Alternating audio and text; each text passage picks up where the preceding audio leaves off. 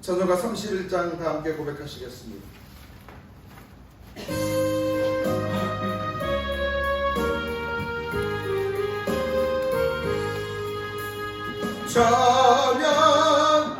찬양하라 복되신 그 세주 예수 백성들아 사랑을 전하세 경배하라 하늘의 천군과 천사 주님 앞에 영광을 돌리세 목자같이 은혜를 지키시고 종이 흠에 늘 안아주시니 찬양하라 높으신 권세를 찬양 찬양 찬양 영원히 누리세 찬양하라 그 세주 예수 우리 대신 죽임을 당했네 그 주 예수 영원한 구원의 소망 경배하며 겸손히 절하세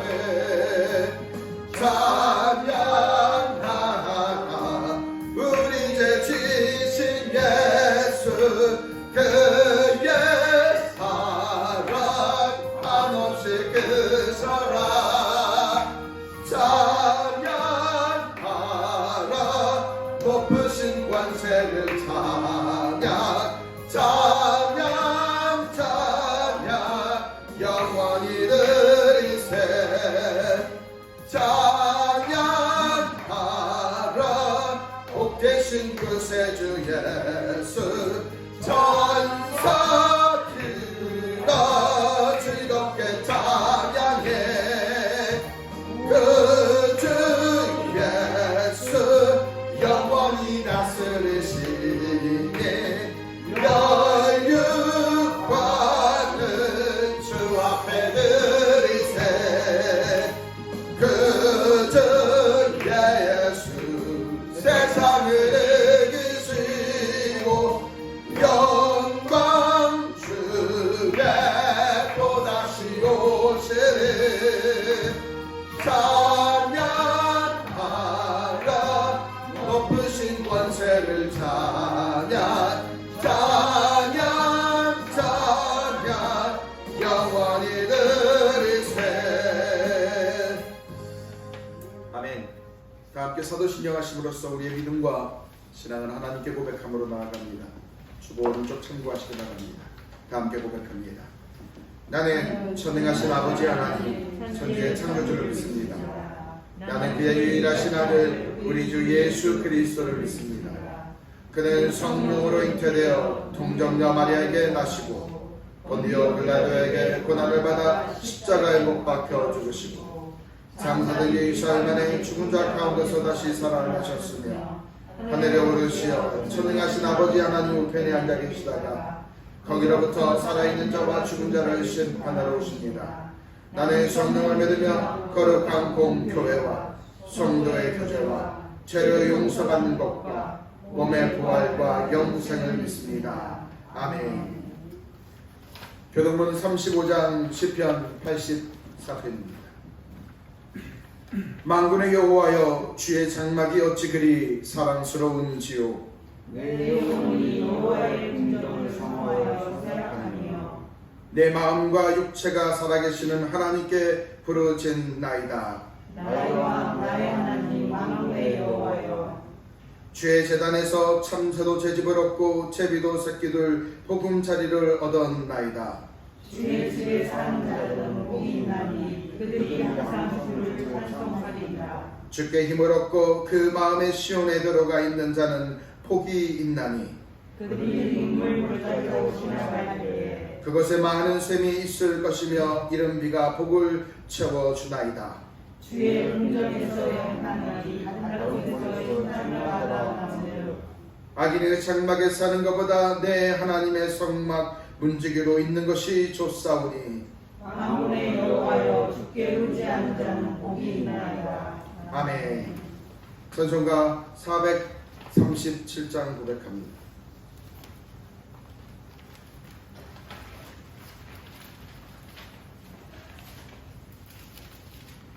438장입니다.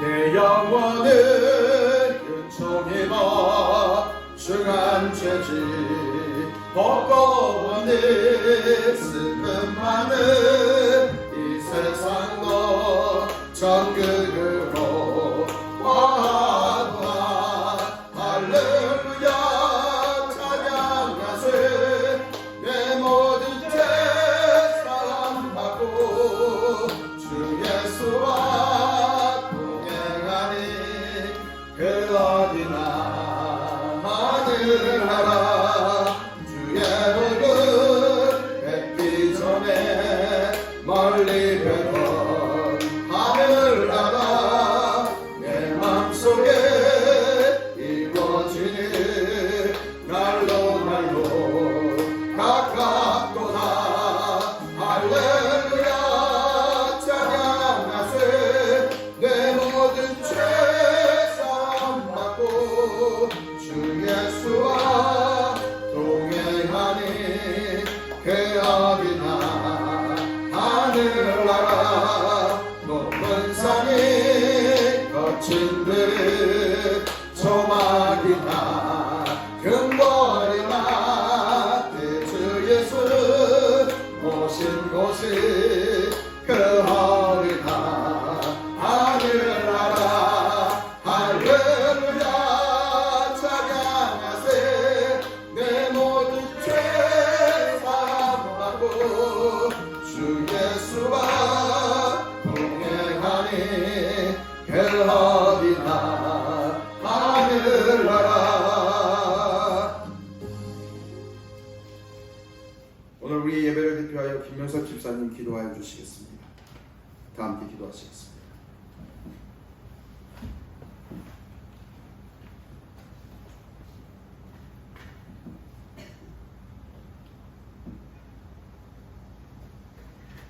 기도하시겠습니다. 사랑과 은혜가 충만하신 하나님 아버지, 우리에게 매일 새로운 하루를 허락하시고 매일 새로운 은혜를 주시니 참으로 감사를 드립니다. 하나님께서 만드신 아름다운 세상을 누릴 수 있게 하시고 매주일 하나님과 교제할 수 있는 시간을 허락하시니 감사합니다. 아멘. 이 시간 예배의 자리를 사모하며 나온 성도들을 축복하여 주시옵소서. 아멘. 한 주간 지친 몸과 영혼을 이끌고 은혜의 자리로 나와사오니 세상에서 줄 수 없는 평안과 위로를 부어주시고 주여. 다시 한 주간 살아갈 때 힘과 능력을 얻게 하여 주시옵소서. 아멘. 자연의 모든 질서를 주관하신 하나님 주여. 아버지, 우리들은 강하다고 말을 하지만 자연의 죄 앞에서는 한없이 나약한 존재임을 고백합니다. 주여. 경계는 어렵고 국민들은 흔들리고 있는 이때 뜻하지 않는 이번 태풍과 집중호우로 위에서 바꾼 삶의 터전이 무너지고 주여. 침수당한 수재민과 사망자, 실종자들이 있습니다. 주여. 주여, 그들에게 도움을 붙여주시고 주여. 슬픔과 아픔의 상황에서 하루속히 벗어나게 하여 주시옵소서. 아멘. 사람은 누구나 뜻하지 않는 아픔과 슬픔을 겪을 수 있습니다. 주여. 그들의 아픔을 마음으로나마 함께 동참하오니 주여. 주님께서 그들과 함께하사 아멘. 위로와 사랑으로 온전히 회복되게 하시고 주여. 살아계신 주님을 경험하며 구원의 기쁨을 누리게 하옵소서. 아멘. 성도들의 삶을 위해 기도드립니다. 인생의 어려운 짐을 지고 사는 성도들, 건강 문제로, 재정 문제로, 인간관계 문제들로 어려움을 겪고 있는 이들도 있는 줄 압니다. 주여, 하나님 아버지, 그들에게 지혜를 주시고 주여, 하나님의 마음을 알게 하셔서 아멘. 무슨 일이든 잘 감당하게 하시고 주여, 위기를 기회로 바꾸는 반전의 역사를 체험하는 성도들 되게 하여 주시옵소서. 아멘. 직장 생활하고 있는 우리 자녀들 건강 지켜주시고 주여, 어떤 어려움 속에서도 인내하며 사랑을 실천하게 하시고 주여, 성품과 실력으로 인정받고 칭찬받도록 하나님 능력을 덧입혀 주시옵소서. 아멘. 사랑의 주님, 주일학교 어린 자녀들을 기억하여 주시옵소서. 아멘. 일평생 동안 주님의 울타리를 한 발짝도 벗어나지 않도록 꼭 잡아 주시옵소서. 주여, 아멘. 주일학교 교육을 담당하는 목사님과 사모님께 풍부한 지혜를 주시고 주여, 좋은 공동체 안에서 말씀과 기도로 건강하게 양육받아서 세상의 빛과 소금의 역할을 할 수 있게 하여 하옵소서. 아멘. 다음 세대에 복음을 전하는 주님의 귀한 도구로 사용되게 하시고 아멘. 이를 통해서 이 땅에 주님 나라를 세워가는 여러분 되게 하여 주시옵소서. 아멘. 교회를 위해 기도드립니다. 주여, 주님의 크신 섭리가 계셔서 이곳에 주님의 교회를 세워 주셨사오니 아멘. 성령의 역사가 늘 강하게 역사하는 교회 되게 하시고 아멘. 부르짖는 기도마다 응답받는 축복의 현장이 되게 하시옵소서. 아멘. 무엇보다도 주님의 도우심 아래 날로 왕성해지는 교회가 되게 하시고 아멘. 영원 구원의 사명 동안 잘 감당할 수 있는 교회 되게 하여 주시옵소서. 주여, 교회 공동체 간에 작은 기쁨도 함께 나누고 아멘. 사소한 일상도 함께 공유하며 슬픔의 짐도 함께 짐으로 한 몸 되는 교회 되게 하옵소서. 아멘. 그리하여 우리의 손에서 주님의 흔적을 나타내게 하시고 주여, 우리의 발이 주님의 걸었던 그 길을 찾게 하옵소서. 아멘. 목사님 사역 가운데 언제나 성령께서 함께 하시고 주여, 그로 인해 언제나 크신 주님의 일하심을 맛보는 아멘. 목사님 되게 하여 주시옵소서. 아멘. 목사님 가정을 위해 기도합니다. 주여, 목사님을 주님의 일꾼으로 부르셨사오니 주여, 주님께서 그분의 가정을 책임져 주시고 주여. 전적으로 주님의 은혜가 가득한 가정 되게 하여 주시옵소서. 아멘. 교회에 빈자리가 많습니다. 주여, 전도의 중요함을 알면서도 우리는 전도하는 것을 어려워하고 부끄러워하며 우리를 비웃으면 어떡하나 하고 걱정하는 저희들의 자신을 봅니다. 주여, 이런 저희들을 용서하여 주시옵소서. 주여. 우리는 이 시간 이후부터라도 그런 부끄러움과 걱정을 내려놓고 우리가 진정으로 소개해주고 싶은 분이 예수님임을 항시 잊지 말아야 함을 알게 하여 주시옵소서. 아멘. 하나님 아버지께서 저희들을 사랑한즉 주여, 저희가 아버지께 감사하며 사랑하는 마음을 더욱 높여 주시오며 아멘. 교회 공동체 간에도 사랑으로 연합하고 뭉치면 기도하고 흩어지면 전도하는 저희들의 입술을 열어 주시옵소서. 아멘.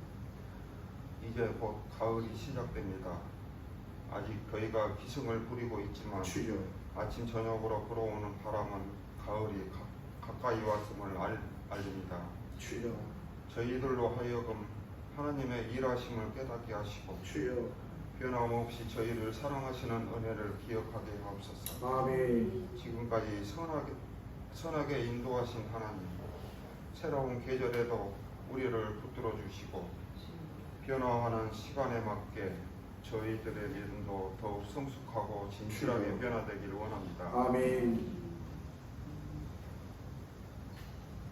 그리고 직장에서 함께 근무한 동생이 기도라는 외국 작가 시를 보여주길래 읽어보고 은혜 받아서 함께 공유해 봅니다. 작가 이름은 영어로 쓰여져 있어서 누군지는 모르겠습니다. 기도는 하나님 일을 이루는 가장 강력한 무기이다. 기도하는 마음과 기도하는 손만이 하나님의 일을 이룰 수 있다. 모든 것이 다 실패해도 기도는 실패가 없다. 주여. 모든 소망이 사라졌을 때 기도는 위대한 승리를 거두었고 큰 승리를 통해서 하나님의 성도를 구했다. 기도할 줄 아는 사람들은 하나님께서 이 땅에 베푸신 최고의 은혜이다. 아멘. 늘 기도함으로써 승리하는 삶이 되길 바랍니다. 주여. 시간 부족하나마 저의 기도 제목에 모두 응답해 주실 줄 믿사오며 아멘. 사랑이 많으신 예수님의 이름으로 기도드렸습니다. 아멘.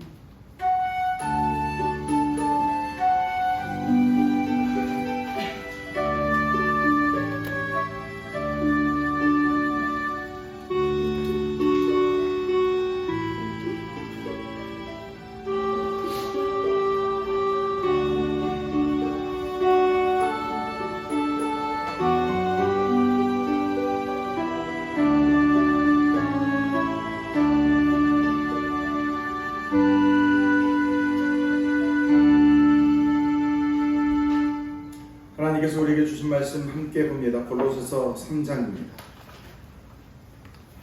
골로새서 3장 1절에서 4절입니다.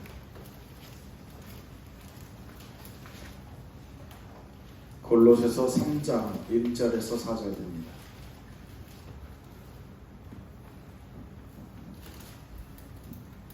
신약성경 페이지 327페이지 됩니다. 327페이지. 다 함께 한 목소리로 합독하겠습니다. 시작. 그러므로 너희가 그리스도와 함께 다시 살리심을 받았으면 위의 것을 찾으라. 거기는 그리스도께서 하나님 우편에 앉아 계시느니라. 위의 것을 생각하고 땅의 것을 생각하지 말라. 이는 너희가 죽었고 너희 생명이 그리스도와 함께 하나님 안에 감추어졌습니다. 우리 생명이신 그리스도께서 나타나실 그때 너희도 그와 함께 영광 중에 나타나리라. 아멘. 기도하시겠습니다. 사랑과 은혜가 풍성하신 주님, 귀한 믿음의 동역자들과 함께 하나님을 꿈꿉니다. 우리의 눈으로, 우리의 손으로 만져지지 않는, 느낄 수 없는 분이시나 여전히 우리와 함께 하셔서 하나님의 인격을 드러내시며 하나님의 사랑을 나타내시는 그 하나님께 우리의 마음을 향합니다. 우리가 하나님을 볼 수 있는 건 우리의 능력과 우리의 의지가 아니요 하나님이 친히 우리에게 보이시는 섭리이며 하나님이 일하시는 결과이기에 오늘 우리가 하나님께 전심으로 예배하며 하나님을 향하오니 이 예배를 하나님 받아 주시옵소서. 특별히 전하는 귀한 말씀 가운데 하나님 사랑하는 믿음의 동역자들과 함께 하나님께 향하여 나아갈 수 있게 하여 주시되 우리의 마음과 생각을 하나님께 집중할 수 있도록 은혜 덧입혀 주시옵소서. 이 시간 모든 말씀 가운데 주님이 함께하여 주시기를 소망하오며 참 좋으신 예수님 이름으로 기도합니다. 아멘. 할렐루야. 오늘 말씀의 제목은 서툰 하나님과의 관계를 돈독하게 다져가는 방법이라는 제목으로 말씀 나눕니다. 서툰 하나님과의 관계를 돈독하게 다져가는 방법이라는 말씀으로 말씀 나눌 때에 저와 여러분이 은혜가 되기를 소망합니다. 우리는 지금 천국에 대하여서 나눠갑니다. 그래서 지난 시간에는 하나님과의 관계에 대해서 언급했죠. 천국을 향해 가는 신자에게 중요한 것은 하나님과의 관계임을 다뤘습니다. 신자가 하나님을 자신의 어떤 이익을 얻기 위한 수단으로 여기거나 혹은 남들에게 보이는 것에 매진할 때에는 하나님과의 관계가 돈독해질 수 없다, 두텁게 맺어갈 수 없다라는, 형성되지 않는다는 것을 다뤘죠. 그렇다면 오늘은 하나님이 우리와의 관계를 맺어가기 위해서 우리는 어떤 노력들을 하여야 하는지, 하나님은 우리와 관계를 맺기 위해서 어떤 노력들을 하셨는지를 살펴보고자 합니다. 또한 우리가 하나님과의 관계를 돈독하기 위해서 하나님이 좋아하시는 것은 무엇이며 하나님이 기뻐하게 하실 수 있는 그 관심은 무엇에 있는지 그것을 살펴봄으로써 저와 여러분이 하나님과의 기뻐하는 모양들을 동참할 수 있는 시간들 되기를 소망합니다. 말씀 나눕니다. 하나님과 인간은 차원이 다른 상태입니다. 하나님은 인간의 눈으로 확인할 수 없는 분이심에도 실제적으로 존재하신 분이시죠. 하나님은 아무런 형체를 가지고 계시지 않음에도 불구하고 인격을 소유하고 계시며 인격적으로 반응하십니다. 인간의 감각으로는 결코 만져지지 않으심에도 불구하고 하나님은 친히 인간이 볼 수 있는 것들을 역사하십니다. 하나님은 인간의 감각으로는 아무것도 느끼실 수 없는 분이심에도 인간이 만질 수 있는 혹은 눈으로 볼 수 있는 것들을 창조해 내신 분이시죠. 우리는 이러한 신비로움을 갖추신 하나님이 인류를 창조하시는 모습을 통해 확인해 볼 수 있습니다. 반면에 인간은 하나님의 방식과는 차원이 다릅니다. 인간은 미래에 대하여 언제나 불안정한 상태로서 미래의 일들을 예측조차 못합니다. 그렇다 보니 눈으로 확인된 것만 믿죠. 설령 사실일지라도 자신이 경험한 것을 혹은 자신이 확인한 것만을 신뢰합니다. 이처럼 인간과 하나님은 서로 차원이 다르죠. 마치 물 위에 둥둥 떠다니는 기름처럼 서로 섞이지 않습니다. 그러하기에 인간은 하나님을 인지할 수 없습니다. 인간이 하나님을 이해하거나 느끼거나 하나님에 대하여서 어떤 생각조차 가늠조차 할 수 없다는 것이죠. 그러한 상황 속에서 하나님은 인간과 친분을 맺기 위해 자기 자신을 드러내십니다. 창세기 21장 한번 가보시겠습니다.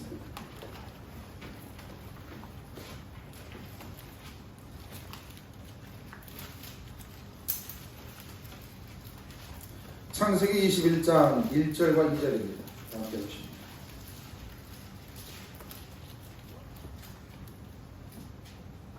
함께 보십니다. 시작. 여호와께서 말씀하신 대로 사라가 돌보셨고 여호와께서 말씀하신 대로 사라에게 행하셨으므로 사라가 임신하고 하나님의 말씀하신 시기가 되어 노년에 아브라함에게 아들을 낳으니. 3절까지입니다. 시작. 아브라함이 그에게 태어난 아들 곧 사라가 자기에게 낳은 아들을 이름하여 이삭이라 하였고. 아멘. 이 본문 속에서 아브라함과 사라의 가정에 이삭을 태어난 장면입니다. 사실 결혼한 부부가 자식을 낳는 일이 너무나도 자연스러운 일이지만 이 가정은 그렇지 않았죠. 그래서 아브라함은 자신이 가진 모든 재산들을 자신의 종 엘리에셀에게 물려주고자 함이 15장 2절에서 언급되었습니다. 그런 이 가정에 하나님이 자신을 드러내시는 방법은 아브라함과 사라에게 아들 이삭이 태어나는 것이었습니다. 창세기 18장 한번 가보시겠습니다. 창세기 18장 10절에서 16절에 가보면 하나님은 주의 사자를 통하여 아브라함에게 말씀하시죠. 아브라함아, 내년에는 너에게 아들이 낳게 하겠다라고 10절에서 언급하는 내용입니다. 그런데 이 사실에 대하여서 아브라함과 사라의 반응은 의심한 내용이었습니다. 아브라함은 사라가 나이가 많은데 어찌 아들을 가질 수 있습니까? 라고 반문하였고 13절에 사라는 어처구니 없는 듯한 표정으로 웃었다라는 것이죠. 사실 그런 그들의 반응이 충분히 이해가 됩니다. 아브라함의 나이가 99세이며 사라가 89세입니다. 그러나 89세입니다. 그런 그들에게 자식을 갖는다라는 것은 불가능한 일이죠. 사실 그런 그들에게 충분히 지난날 일간장 타는 시간들이었을 것입니다. 더욱이 이제는 자신들 나이를 생각해 볼 때 더 이상 자녀를 가질 수 없다라고 판단되었는데 그런 자신들에게 내년에는 자식을 얻게 된다라고 하니 얼마나도 황당한, 어쩌면 기쁘지만 황당한 이야기 있겠습니까? 이처럼 하나님은 언제나 불가능한 영역의 자리에 서십니다. 그리고 그 불가능한 일들을 현실로 보여줌으로써 자신을 드러내신다라는 사실입니다. 아무도 할 수 없는 일들을 행하심으로써 자신을 인간에게 친히 보이심이 하나님의 방법이신 것이죠. 그 방법을 통해 인간이 하나님을 신뢰하는 자리로 나아올 수 있도록 일하신다는 것을 볼 수 있습니다. 출애굽기 19장으로 가보면 그 내용이 동일하게 또 나옵니다. 출애굽기 19장으로 한번 가보시겠습니다.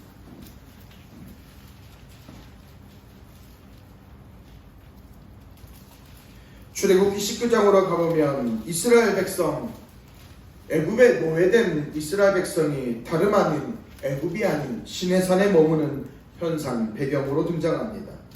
사실 이스라엘 백성들이 머물러야 될 곳은 애굽의 땅으로서 그들은 노예의 신분이었죠. 그들은 거대한 건물과 창고를 짓는 데 투입하여야 되는 인물이었고 굵직한 돌을 캐어야 되고 돌을 날라야 되는 사람들이었습니다. 이스라엘이 200만 명이나 되는 노예들이 애굽을 이탈하게 되면 애굽의 모든 시스템은 멈춰버렸기에 애굽의 사람들은, 병사들은 이 이스라엘 백성들, 이 노예들이 애굽을 벗어나지 못하도록 부단히 막았을 것이죠. 그런데 이들은 시내산에 머문다라는 사실입니다. 사실 이스라엘 백성들이 애굽을 탈출하여 시내산에 머물게 되었을 때에 숱한 어려운 역경들을 거쳐왔던 것은 사실입니다. 10가지의 재앙을 만났으며 또한 그들은 홍해를 만나게 되었죠. 낮에는 구름 기둥과 밤에는 불 기둥을 통하여서 지난 3개월간의 여정들을 보내왔던 것입니다. 그런 굴곡진 나날들을 그들은 겪으면서 이 시내산에 이르게 되었다라는 것이 본문의 내용입니다. 그런데 이스라엘이 시내산까지 이르게 된 배경에는 하나님의 보호하심과 일하심이 있었습니다. 다시 말하면 하나님은 이스라엘 백성들이 자신을 깨달을 수 있도록 상황마다 일하셨다는 것을 본문에 이야기하고 있다는 겁니다. 다시 말하면 19장 4절로 가보면 하나님이 하시는 말씀은 지난날 굴곡진 여정들은 이스라엘이 우연히 일어난 것이 아니라 하나님이 이스라엘 백성들에게 하나님을 보이시기 위한, 이스라엘 백성이 하나님을 신뢰하게 하기 위한 방법으로서 일하셨다라는 사실을 말하고 있죠. 사실 하나님이 전능자이시고 만물을 주관한 자이시기에 인간에게 나를 믿어라 라고 하시면 됩니다. 하지만 하나님은 그렇게 하지 않으십니다. 오히려 인간의 눈높이에 맞춰서 그 사람의 상황에 맞게 대응하시죠. 하나님을 보이신다라는 사실입니다. 인간이 하나님을 볼 수 없는 그 한계를 뛰어넘을 수 있게 하기 위하여 하나님이 친히 자신을 인간의 수준에 맞게 낮춰서 보이시더라라는 겁니다. 마치 어린아이를 대하듯 말입니다. 요즘 이현이는 조금씩 말귀를 알아먹는 것 같습니다. 말귀를 알아먹는다 해서 정확하게는 알아먹지 않는 듯해 보이죠. 이현아, 밥 먹었어? 아! 이현아, 목욕할 거야? 아! 최근에는 이현이가 고릴라를 배웠습니다. 이현아, 이거는 고릴라야. 이현아, 고릴라는 어떤 거야? 이현이랑 대화를 하면 할수록 제가 어린아이가 되는 듯한 느낌입니다. 이처럼 우리가 이현이에게 대화할 때에 이현이에게 우리의 수준을 낮추는 것처럼 하나님께서 우리의 눈높이에 자신을 맞추셨다라는 사실입니다. 자신을 보이고자 하시는 것이죠. 인간의 눈높이로는 결코 이해할 수 없는 하나님이신데 하나님은 자기 자신을 인간이 이해할 수 있는 수준으로 낮추어서 그리하여 인간과 친분을 맺고자 하심이 하나님의 방법이시요 하나님이 지금 성경을 통하여 행하시는 모양이더라라는 사실입니다. 그렇다면 이런 질문이 생깁니다. 하나님은 그렇다면 왜 이토록 우리에게 자신을 보이도록 몸부림을 치시는가? 하나님은 왜 그토록 우리에게 자신을 보이셔서 우리와 이토록 관계를 맺어가기를 애쓰시는가? 라는 질문이 생기죠. 창세기 12장으로 한번 가보시겠습니다. 이번 주에 창세기 12장을 읽어보면서 무척 궁금해졌습니다. 무척 당황스러운 본문이 등장합니다. 창세기 12장의 내용은 그렇습니다. 하나님께서 아브라함에게 아버지와 자녀와 가족 혈통이 있는 그곳을 떠나서 하나님이 보여주신 땅으로 가라라고 1절에서 12장 1절에서 말씀하더라라는 겁니다. 그리고 그곳이 어디냐면 7절과 8절로 가보면 가나안 땅이라는 사실을 알게 됩니다. 그리고 아브라함은 하나님께서 자신에게 보여준 땅이 7절에서 얘기하는 것처럼 가나안 땅이었기에 그것을 확신했고 알았기 때문에 그는 그곳에서 제단을 쌓았고 하나님께 예배하였다라는 것이 7절과 8절의 이야기입니다. 그런데 아브라함의 그곳에 잠깐 머물더니 8절부터 그가 이동하기 시작합니다. 네겝으로 이동하여 결과적으로 애굽의 땅까지 가게 되는 것이죠. 그러니까 8절부터서는 하나님이 가라라고 하는 땅이 아닌데도 아브라함은 이동합니다. 10절과 20절까지의 내용은 아브라함이 애굽의 땅에서 머문 내용입니다. 애굽에서 보낸 모습이죠.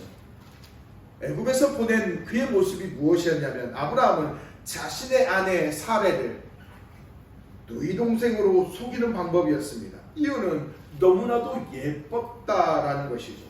그래서 자신의 생명이 위협받을 것이 두려워서 12절과 13절에 그가 그런 태도를 보였던 것입니다. 하지만 아브라함의 거짓말은 오래가지 못했습니다. 애굽의 바로의 재앙이 들어서자는 과정 속에서 자신이 아브라함의 아내 사례를 취한 것이 문제가 되었다라는 것을 바로는 깨닫게 되는 것이죠. 그래서 그는 아브라함을 불러서 질책합니다. 그리고 아브라함의 아내 사례를 비롯하여 제사까지 건네어주면서 애굽에서 추방하였던 것이죠. 사실 하나님의 어떤 명령을 거역하고 자신의 생각에 따라 애굽에 내려간 아브라함에 대한 징벌을 내려야 되니 책망을 해야 함이 당연한 것처럼 보여지는데 이 본문 속에서 하나님은 아브라함을 질책하고 책망하고 내쫓는 형태는 보이지 않더라는 사실입니다. 물론 아브라함이 거짓된 행동을 함에 대하여 애굽의 바로는 질책하는 모양들은 분명히 나타나지만 아브라함에게 필요하였던 내용들 식량을 충분히 채워주시고 다시 가나안 땅으로 이끌어 가시더라라는 사실입니다. 무엇을 말하는가? 하나님이라는 존재는 하나님의 사람들을 제대로 하나님의 의중을 이해하지 못하여서 책망하거나 버리거나 징벌을 내리시는 모양이 아니더라라는 사실입니다. 되려 지속적으로 그에게 관계를 맺고 지속적으로 그를 이끌어 그가 누려야 될 복, 하나님이 그에게 부고자 하는 애초에 그에게 주고자 하는 복을 부어주시고자 함을 이어가시더라라는 사실이죠. 하나님이 세워주신 영광을 맛볼 수 있도록 그 길로 이끄시도록 지속적으로 신자를 설득하고 다듬어가 하나님이 이끄시는 그 길로 이끄시더라라는 사실입니다. 그렇다면 우리는 이런 질문이 또 생기죠. 그러면 하나님이 말씀하시는 그 복이라는 것이 무엇일까? 복은 단순히 우리가 잘 먹고 잘 사는 것을 형태를 말하는 것이 아니죠. 포괄적으로 말하면 그것도 포함될 수 있지만 하나님이 궁극적으로 말하는 것은 하나님의 나라입니다. 인간이 살아가는 세상은 무척 희망적이지 못합니다. 인간의 신체는 하나님의 생각을 표현할 수 있는 최상의 도구임에도 불구하고 인간은 자신의 욕망을 표출하는 도구로 사용합니다. 거짓말, 속이는 것, 비난하는 것은 자연스러운 일로 여기죠. 심각하게는 어떠한 어려운 상황에 처해 있는 사람들을 돕는 일 또한 자신의 이익, 자신의 만족, 자신의 자랑을 위한 수단으로 여기더라라는 겁니다. 최근에 제가 영화 콘크리트 유토피아라는 영화를 보았습니다. 영화를 딱 보고 일어서는 순간 저도 모르게 눈물이 흘러버렸습니다. 이 영화를 보면 이 영화의 내용은 이렇습니다. 지진이 나 모든 세상이 다 무너져 버렸습니다. 그런데 딱 하나 아파트 한 동만 남은 것이죠. 처음에는 어려운 상황에 처한 사람들이 힘겹게 아파트 안으로 들어옵니다. 그래서 사람들이 추운 겨울에 그 사람들을 돌보죠. 하지만 오래가지 못합니다. 자신의 식량들이 동이 나서 자신도 딱 죽게 생겼기 때문입니다. 그래서 그들이 내린 결정은 자신의 아파트로 피신해온 사람들을 모조리 쫓아내는 방법이었습니다. 자신들이 살기 위해서 말입니다. 그런데 아파트에 쫓겨난 사람들 또한 같은 처지입니다. 비록 무너진 건물에 살지만 자신도 살아야 되겠거든요. 그래서 그들이 어떻게 하느냐? 아파트로 쳐들어갑니다. 그래서 아파트가 결국은 모든 사람들이 모두가 죽이는 꼴이 등장합니다. 결국 서로 살아야 하는 모양이지만 서로 죽이는 모습이 연출된 것이죠. 사실 죄를 입은 인간이 사는 세상은 희망이 없음을 보여주는 모습입니다. 그런 인간의 삶 속에서, 사회 속에서 하나님은 인간의 욕망과 교만과 자랑에 벗어날 수 있는 통로를 마련해 주신다라는 것이 성경의 가르침이죠. 갈라디아서 5장으로 한번 가보시겠습니다. 갈라디아서 5장으로 가보시면 갈라디아서는 하나님의 율법에 매여서 자신의 욕망에 갇혀 의를 드러내는 모양입니다. 하지만 갈라디아서의 가르침은 그렇지 않습니다. 예수 그리스도의 의를 통하여서 의를 이루어갈 수 있다는 것을 지속적으로 강조하고 있는 것이죠. 한번 가보시겠습니다. 갈라디아서 5장 16절로 한번 가보시겠습니다. 5장 16절에서 18절 한번 다 함께 보시겠습니다. 시작. 내가 이르노니 너희는 성령을 따라 행하라. 그리하면 육체의 욕심을 이루지 아니하리라. 육체의 소욕은 성령을 거스르고 성령은 육체를 거스르나니 이 둘이 서로 대적함으로써 너희가 원하는 것을 하지 못하게 하려 함이니라. 너희가 만일 성령의 인도하시는 바가 되면 율법 아래에 있지 아니하니라. 육체의 일은 분명하니 곧 음행과 더러운 것과 호색과 우상 숭배와 주술과 원수 맺는 것과 분쟁과 시기와 분냄과 당 짓는 것과 분열함과 이단과 투기와 술 취함과 방탕함과 또 그와 경계하는 것들이라. 전에는 너희에게 경계한 것 같이 경계하노니 이런 일을 하는 자들은 하나님의 나라의 유업으로 받지 못할 것이요. 아멘. 본문 속에서 우리에게 주는 말씀은 인간의 노력과 의를 통하여 의를 이룰 수 없다라는 그 결과를 바울은 제안함과 동시에 예수 그리스도의 의를 통하여, 즉 성령의 이끄심을 통하여서 의를 이루어갈 수 있다라는 것을 말한다는 겁니다. 다시 말하면 내가 저 사람을 도와야지라고, 내가 이렇게 해야지라고 생각하여 그 행동을 취하다 보면 나중에 사람들이 왜 나를 인정해주지 않는 거야 라고 생각이 들어 서운한 마음이 듭니다. 내가 남들에게 인정하기 위하여 어떤 규칙을 정해놓고 그 규칙을 행하다 보면 나는 이런 것도 한 사람이야 라고 내 자랑과 만족을 나타내는 모양입니다만, 갈라디아서에서 이야기하는 건 성령의 이끄심을 통하여 성령의 인도하심을 쫓음으로 말미암아 인간이 자기 만족과 자기 욕망과 자기 자랑으로 쏠리는 형태를 하지 않는다라는 것을 말한다는 것이죠. 다시 말하면 하나님이 우리를 인도해 주시는 그 길을 쫓아감으로써 신자된 자는 하나님이 우리를 도우셨고 하나님이 우리를 위해 인도하셨다라는 하나님께 영광을 돌리는 모양이 나타나더라라는 겁니다.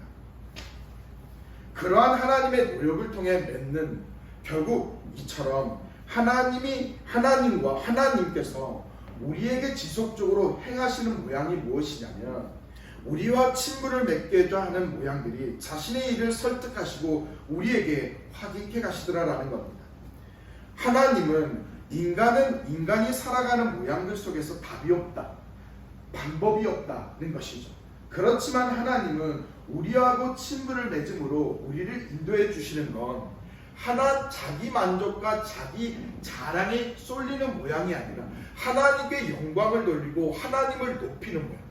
설령 자기가 선한 일과 자랑스러운 일을 할지라도 나는 이렇게 했다라고 자기 만족에 쏠리는 것이 아니라 하나님이 나를 이렇게 도우셨다라는 그 길로 감으로 인하여서 결국 인간은 죄를 범하지 않는 하나님께 매여있는 모양들로 가더라라는 겁니다. 그래서 하나님이 우리에게 붙드시고 인도해내더라라는 겁니다. 말이 좀 어렵죠. 결론으로 맺어가면 이렇습니다. 하나님이 우리와 친분을 맺어서 우리에게 복을 주시는 건 인간이 인간의 노력으로는 결코 하나님이 베풀고자 하는 복을 누릴 수 없다라는 겁니다. 하지만 예수 그리스도를 통하여서 성령의 이끌림을 통하여서 우리가 복을 받는 길을 열렸다라는 것을 본문에서 이야기하고 있다는 거죠. 그러한 하나님의 노력을 통해 맺게 된 관계, 하나님이 신자와 맺으신 그 관계를 기반으로 부으시는 복을 누린다는 거죠. 그렇다면 우리는 어떤 방법으로 하나님이 부으시는 복을 이루어갈 것인가? 하나님이 천국으로 갈 수 있도록 자신을 부으셔서 관계를 형성하신 하나님께 우리는 어떻게 반응할 것인가라는 질문이 등장합니다.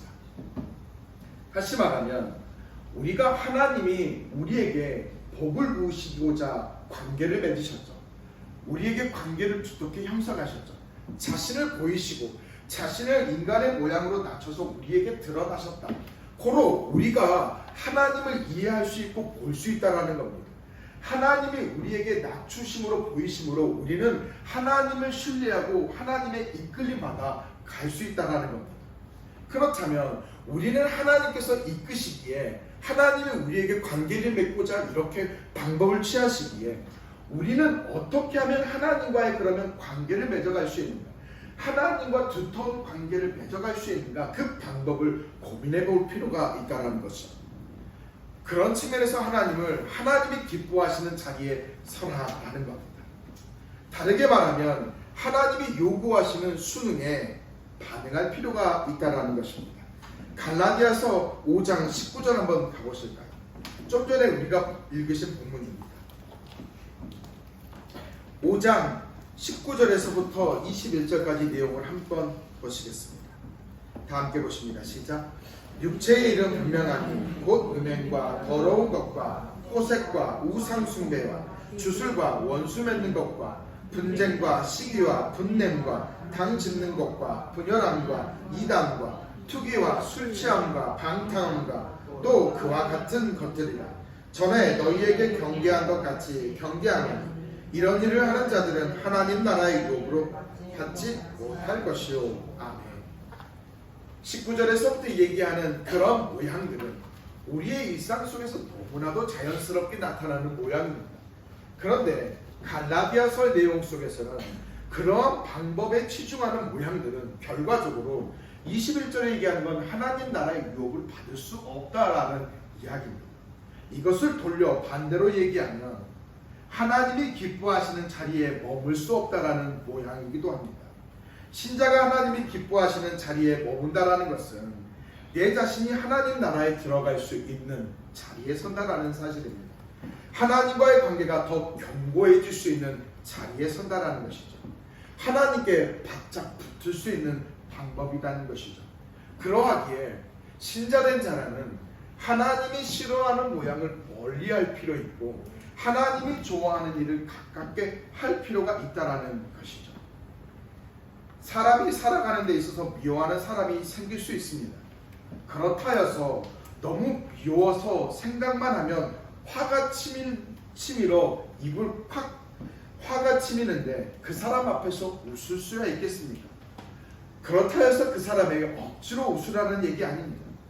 마음과 상관없이 행동만을 하라라는 식이 아닙니다. 무조건적으로 행동을 강요하는 내용은 더더욱 아니죠. 내 스스로 내 행동을 생각해 보라는 겁니다. 무의식 속에서 그 행동에 쫓아갈 것이 아니라 미운데 미운 것은 어쩔 수 없죠. 하지만 끊임없이 하나님이 기뻐하는 모양은 무엇일까를 고민하여서 행동을 해보자라는 사실입니다. 나를 보면 잡아먹지 못해서 안달이 난 사람이 있습니다. 그 사람을 볼 때마다 무조건적으로 웃을 수는 없습니다. 그렇다여서 무조건적으로 웃으라는 내용이 결국 아닙니다. 내 감정을 어떻게 어떻게든 죽여서 어떻게든 짓눌러서 사랑하고 사랑해야지, 이것을 말하는 것은 아닙니다. 하나님이 과연 저 사람이 나에게 붙여준 이유는 무엇일까? 그렇다면 나는 저 사람을 어떻게 대해야 되는가라고 최소한 하나님이 기쁘시게 할 수 있는 그 마음을 기준으로 하여 그 사람을 대하자라는 겁니다.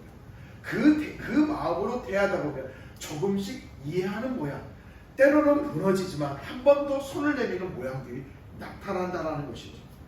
이처럼 하나님과 돈독한 관계를 맺는 훈련을 해보자라는 겁니다. 물론 그 자리를 지키는 것은 어렵습니다. 그 길은 좁은 길이고 사람들이 찾지 않는 길입니다. 그래서 마태복음 7장 7절에서 11절에서 이렇게 얘기합니다. 마태복음 7장 7절에서 11절에는 우리가 그 길에 있어서 힘들지만 우리에게 권면해주는 내용은 이거입니다. 구하라, 그리하면 너희에게 주실 것이요. 찾으라, 그리하면 찾아낼 것이요. 문을 두드리라, 그리하면 너희에게 열릴 것이니 구하는 이마다 받을 것이요, 찾는 이는 찾아낼 것이요, 두드린 이에게 열릴 것입니다. 너희 중에 누가 아들이 떡을 달라 하는데 돌을 주며 생선을 달라 하는데 뱀을 줄 수 있겠느냐? 너희가 악한 자라도 좋은 것으로 자식에게 줄 줄 알거든. 하물며 하늘에 계시는 너희 아버지께서 구하는 자에게 좋은 것으로 주지 않겠느냐? 아멘. 이 본문이 무엇이냐? 내가 원하는 것은 무조건 구하라는 것 내용이 결국 아닙니다.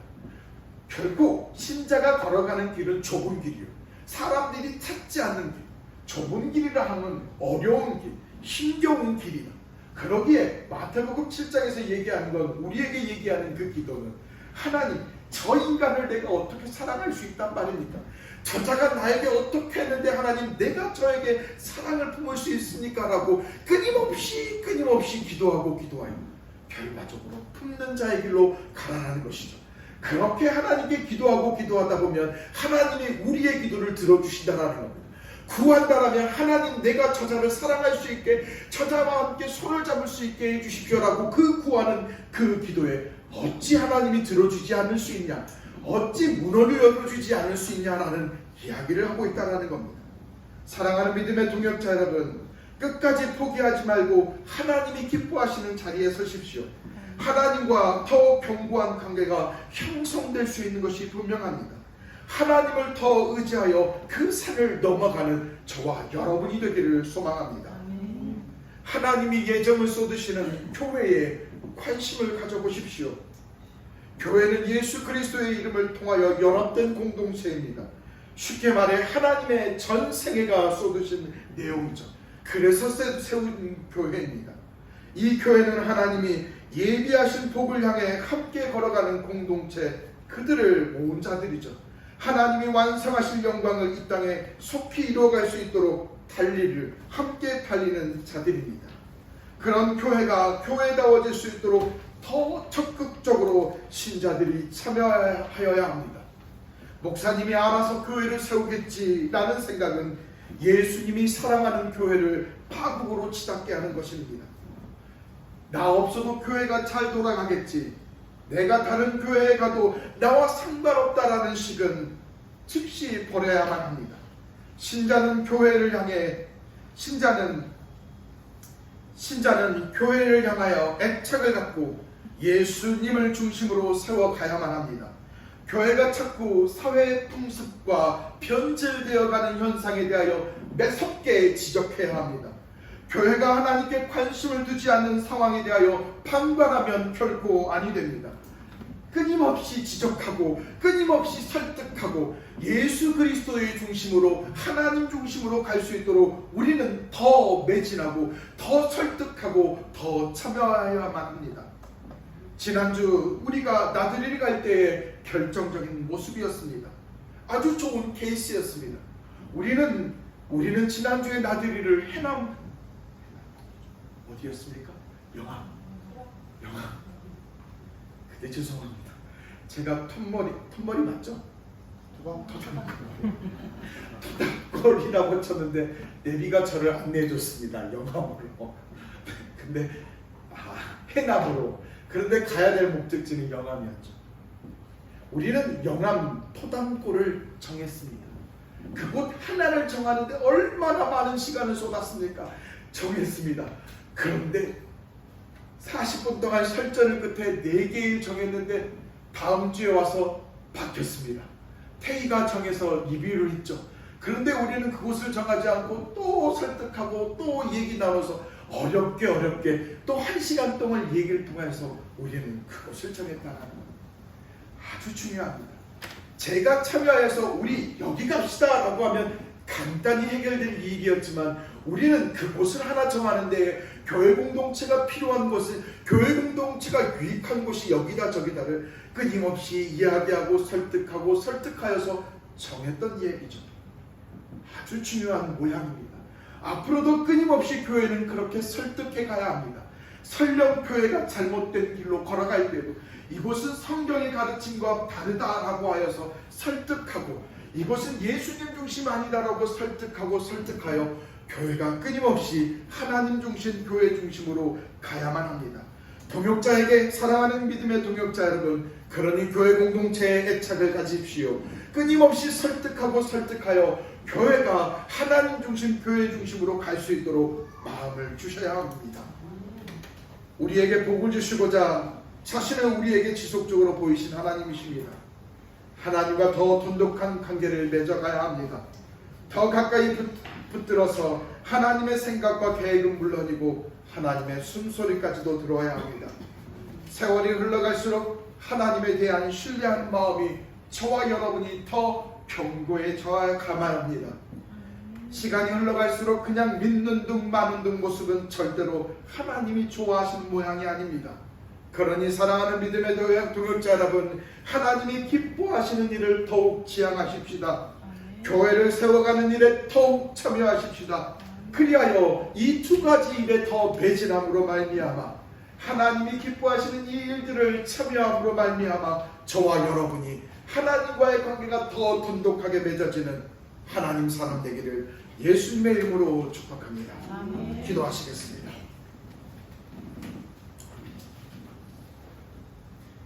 하나님이 우리에게 천국으로 인도해 가시는 구원으로 이끌어 가시는 일은 참으로도 신비한 일입니다. 성경 그 어느 곳을 보아도 하나님이 우리에게 그렇게 하셔야 될 이유가 없는데도 하나님은 애써 그 일에 매진합니다. 우리가 하나님의 그 마음을 다 알고 하나님의 뜻에 로봇처럼 따랐으면 참 좋겠는데 우리의 고집이 하나님의 그 일에 순순히 반응하지 않습니다. 넘어집니다. 그럼에도 불구하고 하나님은 우리를 다독이고 설득하시고 인도하셔서 하나님의 우리에게 베풀고자 하는 그 천국의 길로 가고 계시니 이 어찌 감사하지 않을 수 있겠습니까? 사랑하는 믿음의 동역자 여러분, 한 사람 한 사람들이 하나님이 우리를 주관하시는 그 섭리 속에 하나님과 더욱 관계를 돈독하게 세워가는 시간 되기를 소망합니다. 하나님이 기뻐하시는 일에 동참하고 하나님이 마음을 두시는 그 교회를 견고하게 세워감으로 말미암아 우리가 하나님이 기뻐하시는 일에 매진함으로 말미암아 하나님과 관계를 더욱 돈독하게 세워가기를 소망하오니 하나님, 우리가 하나님과의 관계가 세워질 수 있도록 언제나 함께하여 주시옵소서.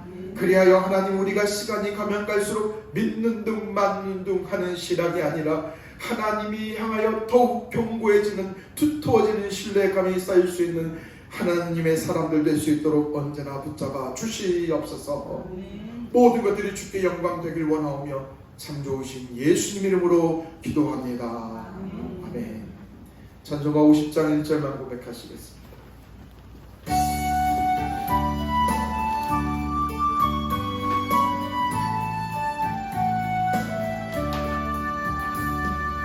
내게 있는 모든 것을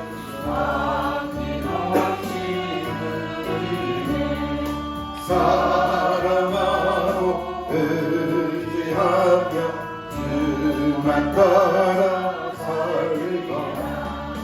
주께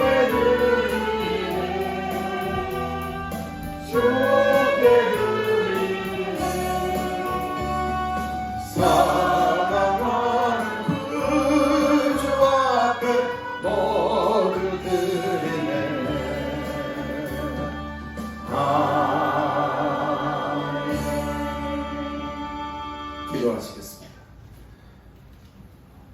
하나님께 대하여 믿음으로 고백하는 예물입니다.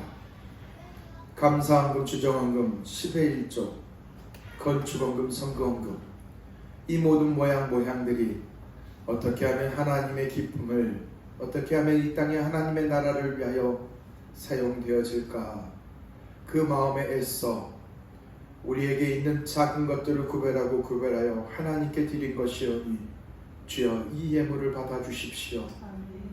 우리의 삶을 언제나 때에 따라 공급하시고 채워가시는 하나님의 손길이 참으로도 감사합니다.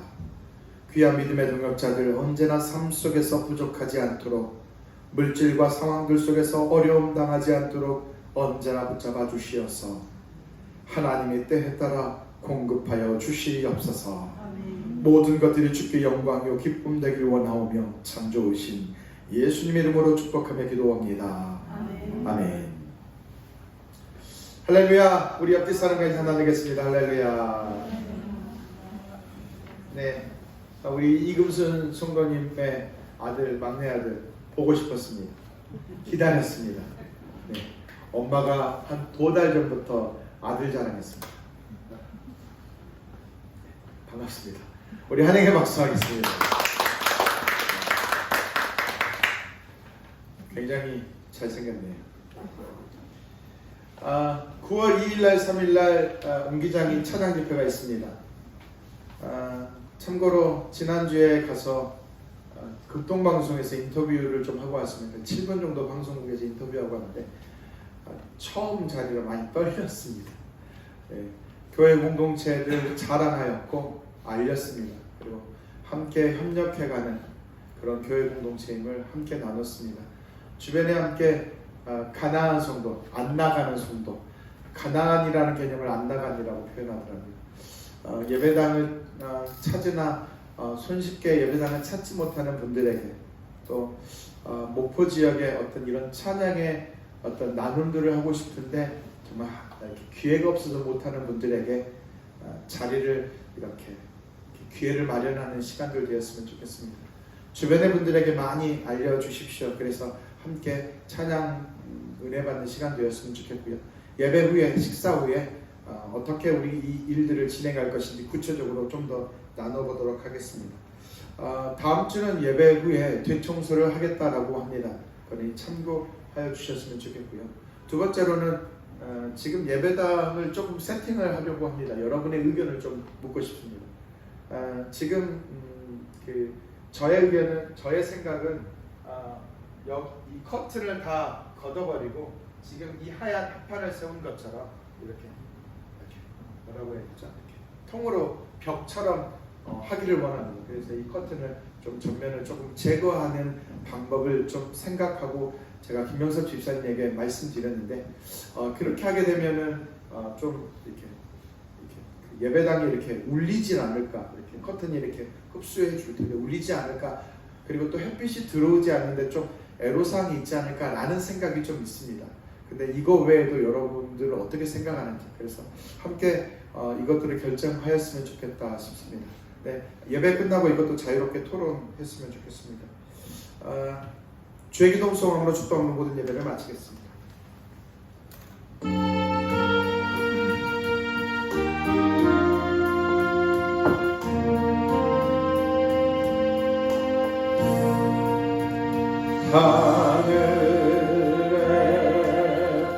하늘에 계신 아버지 이름 거룩하사 주님 나라 임하시고 늦은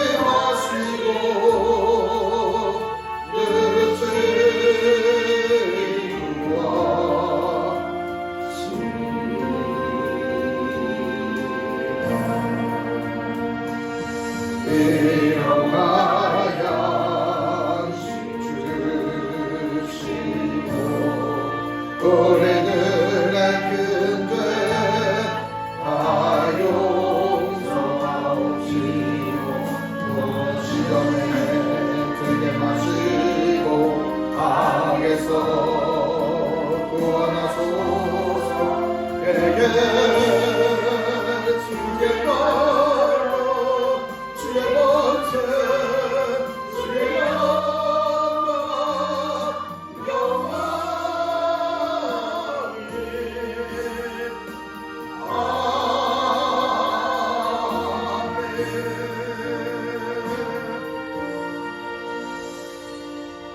지금은 세상 끝날까지 우리를 버리지 아니하시고 함께 하시는 성자 예수 그리스도의 은혜와 하나님의 사랑하심과 우리를 진리 가운데 인도하시는 성령의 감화와 감동하심과 교통하심이 이제부터 영원히 함께 하시기를 간절히 축원하옵나이다. 아멘.